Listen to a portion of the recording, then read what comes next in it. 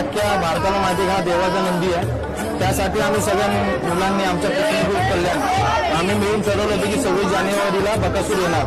इथं अख्ख्या महाराष्ट्राला माहिती आहे म्हणून आम्ही त्याला एक ठरवलं की चांदीची चैन द्यायची म्हणून. त्याकरता आम्ही ही चांदीची चैन इथे घेऊन आलो आणि देवाला घातली. कॉन्टॅक्ट झाला तेव्हा आम्हाला कळालं की बकासूर नाही येणार आहे. पण आम्ही मोहित शेठचा मित्र आहे आरडी म्हणून, तर आमचा त्याच्यावर कॉन्टॅक्ट चालू होता आणि मोहित शेठ यांच्या इथे सुद्धा आमचे मित्र आहेत तुमच्या दावणीला, तर त्यांच्यावर आमचा कॉन्टॅक्ट चालू होता. तेव्हा कळलं की बकासूर आला. तर आम्ही खूप खुश झालो आणि आम्ही चैन घेऊनच आलो होतो. चैनीविषयी सांग ना आता, म्हणजे किती काय वजन जाईल?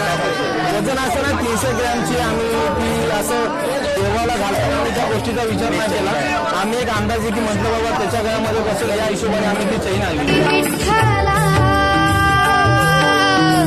पाय पावा जन्म भरी पूजा